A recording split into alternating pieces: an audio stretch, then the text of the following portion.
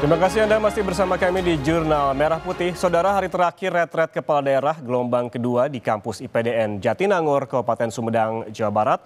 Para kepala daerah dikumpulkan untuk menjalin silaturahmi bersama peraja daerah mereka. Kesempatan ini diberikan sebagai proses awal kepala daerah membuka komunikasi dengan peraja sebagai calon pejabat daerah. Usai apel, kepala daerah terlihat berkumpul bersama peraja terbagi menjadi beberapa kelompok sesuai dengan asal daerah mereka. Momen ini jadi kesempatan saling mengenal, menjadi ruang awal komunikasi dan berbagi cerita antar peraja dan kepala daerah. Sesuai jadwal, retret akan ditutup pada sore ini dengan acara seremoni di lapangan parade kampus IPDN.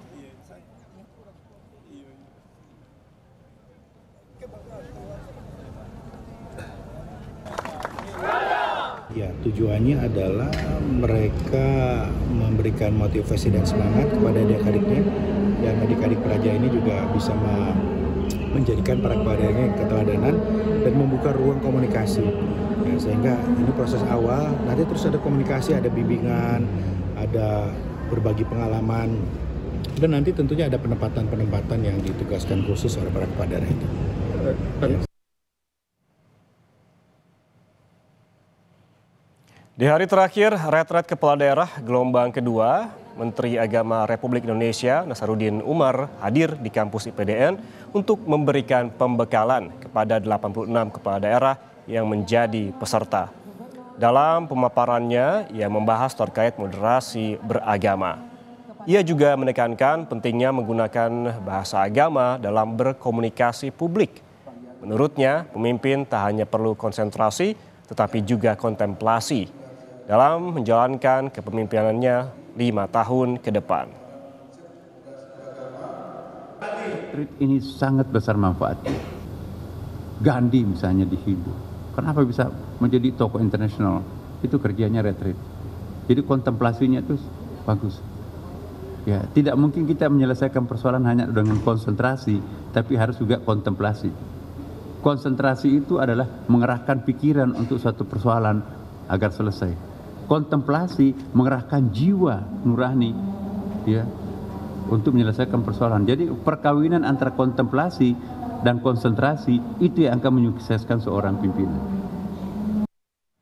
Saudara, kita langsung bergabung dengan jurnalis Kompas TV, ada Fida Alatas dan juru kamera Sunandar di Sumedang, Jawa Barat. Fida, hal penting apa yang paling ditekankan kepada kepala daerah saat pembekalan retret hari terakhir ini? Ya, Yan dan juga saudara, tentunya berbagai menteri yang datang untuk kemudian memberikan pemaparan dan juga arahannya ini ada hal-hal berbeda tentunya yang ditekankan. Kalau di hari ini yang kemudian memberikan pemaparannya kepada ke-86 kepala daerah dari seluruh Indonesia, ini tadi pada pukul 8 dimulai dari Menteri Agama Republik Indonesia, lalu dilanjut pada pukul 9.15 tadi ada pemaparan materi dan juga arahan dari Menteri Pendayagunaan Aparatur Negara dan juga Reformasi Birokrasi. Serta tadi pada pukul 11 sebelum para peserta ini menjalankan istirahat, sholat dan juga makan, Menteri Kesehatan Budi Gunadi Sadikin ini juga memberikan pemaparannya bagi para kepala daerah. Kalau dari Menteri Kesehatan Yan dan juga saudara Budi Gunadi Sadikin, paling tidak ada beberapa hal yang disampaikan oleh Budi Gunadi Sadikin kepada para peserta yakni kepala daerah. Di antaranya ini adalah terkait program-program pemerintah pusat yang perlu didukung dan juga diselaraskan di daerah masing-masing gitu ya, yang perlu diselaraskan secara nasional. Di antaranya ini adalah terkait 66.000 rumah sakit yang menjadi program dari Presiden Prabowo Subianto, di mana Presiden Prabowo Subianto ini meminta kepada Menteri Kesehatan untuk paling tidak membangun 66.000 rumah sakit baru di seluruh Indonesia.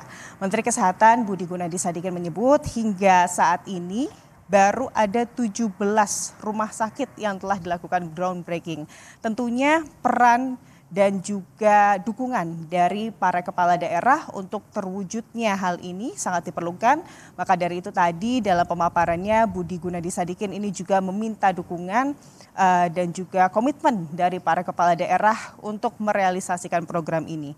Selain itu yang juga dibahas oleh Menteri Kesehatan ini adalah terkait penanganan TBC, di mana hingga saat ini masih baru 50% penanganan TBC yang dilakukan. Tentunya peranan pemerintah daerah dalam menjalankan penanganan TBC ini sangat penting. Dan yang terakhir ini adalah terkait infrastruktur kesehatan yang tentunya penting untuk kemudian dibangun begitu ya di daerah masing-masing.